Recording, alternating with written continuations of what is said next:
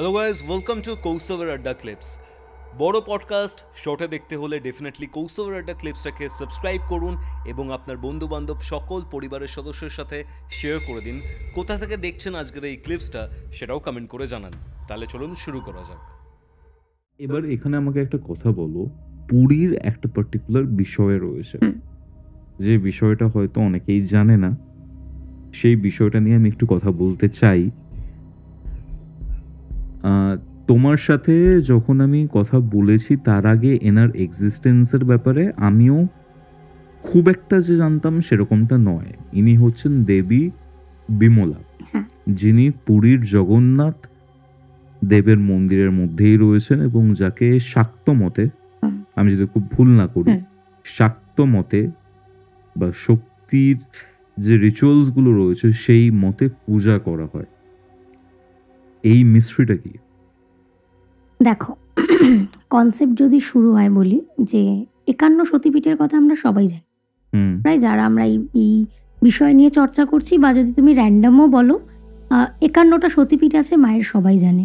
কীরকম না, যখন সতীর দেহ ছিন্ন বিচ্ছিন্ন করা হয় চক্র দিয়ে, 51টা জায়গায় মায়ের অঙ্গ বিচ্ছিন্নভাবে পড়ে, তো সেখান থেকেই 51 সতীপীঠ তৈরি হয় যেখানে মায়ের অঙ্গ পড়েছে। ঠিক সেরকমভাবেই কিন্তু প্রথম মেন ভাগে 4টে পীঠ বলা হয়, যেটা হচ্ছে মেন 51-র মধ্যে মেন 4টে, তারপরে 51, তারপরে ওটা তোমার যত তুমি যেতে থাকবে এই সতীর পীঠগুলো, যেমন ধরো 51টা হচ্ছে সারা দেশ জুড়ে, রাজ্য জুড়ে রয়েছে। কিন্তু যদি তুমি শুধু উড়িষ্যায় যাও, উড়িষ্যাতেও কিন্তু মার সতীপীঠ পাবে অনেকগুলো, সেটা তোমার 51 সতীপীঠের বাইরের লিস্ট পাবে, ওখানেও তুমি মায়ের সতীপীঠ পাবে, ঠিক আছে। কিন্তু পুরীতে যেটা হয় মা বিমলা, সেটা হচ্ছে 51-র মধ্যেই তিনি পড়েন এবং প্রথম 4 জনের মধ্যেই উনি পড়েন। প্রথম যে 4 জন, প্রথম 4টে জায়গার মধ্যেই কিন্তু মা বিমলার স্থান এবং সব থেকে প্রায়র স্থান। কিন্তু আমরা জানি পুরীর জগন্নাথ মন্দির একটা সাত্ত্বিক জায়গা, জগন্নাথ দেব স্বয়ং বিরাজমান এবং তাকে বৈষ্ণব পন্থাতে তিনি আনন্দবাজারে প্রসাদ আসেন। বাট আনন্দবাজারে প্রসাদ কিভাবে আসে? আজকাল আমরা পুরী গেলেই ভোগ খাবো, আনন্দবাজারে মহাপ্রসাদ বলে একটা সবাই করে, তো মহাপ্রসাদের প্রচলন কিন্তু মা বিমলাই করেছিলেন। আচ্ছা, কিভাবে সেটার হয় না, এটা আমাদের শাস্ত্রীয় মতে বলা হয় যে মানে একটা সময় ছিল যে সময় বিষ্ণু প্রসাদ কেউ পেত না। এই কারণেই গয়াতে বিষ্ণুপাদ বলে যে জায়গাটা আছে সেটা তো ফেমাস। বিষ্ণুর চরণ চিহ্ন, বিষ্ণুর যে কোনো প্রসাদ, এগুলো খুবই মানে কি বলবো, খুব মূল্যবান, কারণ সেটা দেবদেবীদের বা এত বিচরণ সেখানে ছিল না, স্কোপ ছিল না, সাধারণ মানুষ তো দূর। তো দেবদেবীরাই তখন বিষ্ণুর উচ্ছিষ্ট প্রসাদ পেত না, সুতরাং সেক্ষেত্রে মানুষজন পশু পাখির পাওয়াটা তো খুবই দুষ্কর। তো এরকম একটা সময়ে যখন কোথাও মানে বিষ্ণুর প্রসাদ কেউ পেত না, শুধুমাত্র মা লক্ষ্মী ছাড়া, মানে যেরকম দেখবে এখনকার দিনেও বলা হয় যে স্বামীর এঁঠো পাতে বৌরা খাবে, এখন যদিও কেউ করে না, আগেকার দিনে হতো যে স্বামী খেয়ে উঠে যেত, সেই উচ্ছিষ্ট প্লেটে বৌরা আবার খেত। পুরোনো দিনের রিচুয়ালস যদি তুমি দেখো, এটা এসেছিল ওই কনসেপ্ট থেকে। যেরকম দেখা যায় যে অনেক ছবিতে বিষ্ণুর পদসেবন করছে লক্ষ্মী, তো ঠিক সেরকমভাবে শুধুমাত্র বিষ্ণুর প্রসাদ মা লক্ষ্মী পেতেন। মা লক্ষ্মী যখন এরকম প্রসাদ পেতেন, তো নারদ মুনি, যে সারাদিন নারায়ণ করেন আর কি, তো নারদ মুনি বেশ কয়েক বছর ধরে তিনি মা লক্ষ্মীর প্রচুর আরাধনা করেন, প্রচুর সেবা করেন। তো একবার মা লক্ষ্মী তখন ভাবেন যে তুমি আমার এত সেবা করছো, তাহলে তোমার জন্য আমি কি করতে পারি। তখন তিনি আবদার করে বসেন নারদ মুনি যে মা, যদি তোমার আমায় কিছু দেওয়ারই থাকে, একদিন অন্তত আমার প্রভু উচ্ছিষ্ট প্রসাদ আমি পেতে চাই।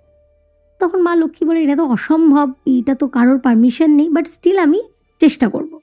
তো তারপর তিনি যখন বিষ্ণুকে কনভিন্স করান, যে তখন উনি বলেন যে দেখো এই প্রসাদের অনেক মাহাত্ম্য, সবাই এটার মূল্য দিতে পারে না। তো তখন লক্ষ্মী কনভিন্স করায় যে নারদের মতো ভক্ত কজন আছে তোমার, নারদ মুনি তোমার সব শ্রেষ্ঠ ভক্ত, তিনি সবসময় তোমার গুণগান করেন, তো তাকে আমরা দিতেই পারি। তখন বিষ্ণু বলেন, ঠিক আছে, যেদিন তুমি ওকে দেবে সেদিন আমার অজান্তে দেবে, মানে আমি খাওয়া কমপ্লিট করে বিশ্রাম নিতে গেলে তুমি আমার অজান্তে তোমার থেকে প্রসাদটাকে দেবে। তো এরকম একদিন হয় যেদিন নারদ মুনিকে প্রথম বিষ্ণু প্রসাদ দেওয়া হয়।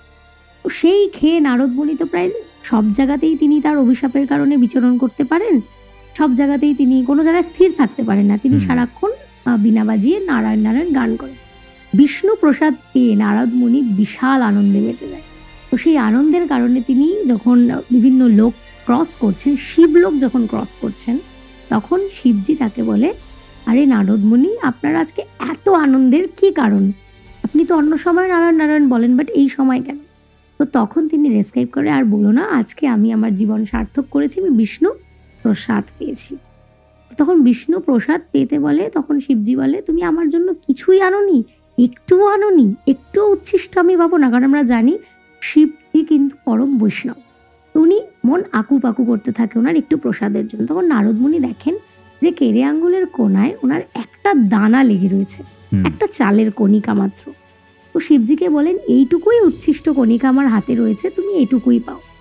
ওইটুকু কণিকা পেয়ে শিবজি কি করতে থাকেন? তাণ্ডব করতে থাকেন, আনন্দে নৃত্য করতে শুরু করেছেন।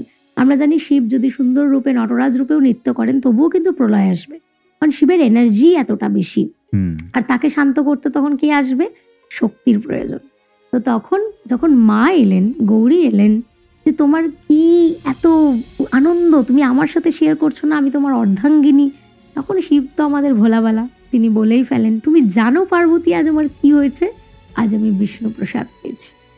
তখন শুনে দেবী রেগে যান, যে কথায় বলো আমি তোমার অর্ধাঙ্গিনী, আমি সবসময় তোমার সাথে সংসার করি, তো তোমার প্রাপ্য জিনিসের অর্ধেক আমার প্রাপ্য, তা কোথায় আমার প্রসাদ?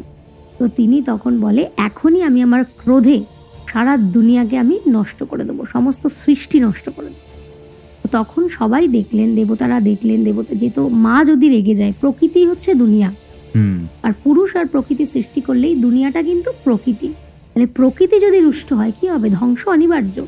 তো তখন সমস্ত দেবতারা গিয়ে বিষ্ণুকে প্রার্থনা করাতে বিষ্ণু এসে তখন মা গৌরীকে প্রসন্ন করেন এবং তাকে কথা দেয় যে কলিযুগে যখন আমি জগন্নাথ রূপে, কাষ্ঠে নির্মিত জগন্নাথ রূপে পুরীধামে বিচরণ করব, আমায় উৎপন্ন করা সমস্ত প্রসাদাদি তোমার কাছে যাবে এবং তুমি সেই প্রসাদ প্রথম পাবে।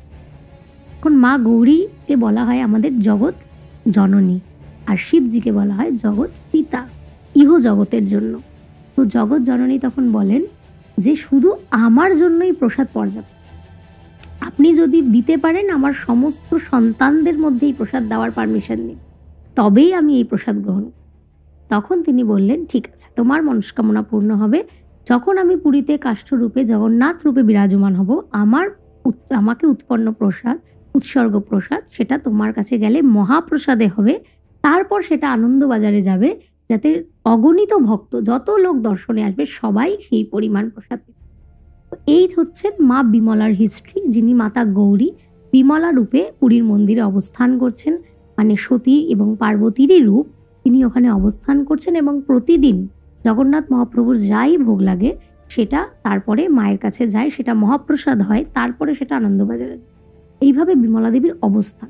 কিন্তু সারা বছর মায়ের এই অবস্থান কিন্তু পুজো পাঠ কিন্তু বৈষ্ণব আচারে হয়ে থাকে, কখনো সাত্ত্বিক বা শাক্ত রূপে মাকে কোনো কিছুই অর্পণ করা হয় না জগন্নাথ প্রসাদ ছাড়া।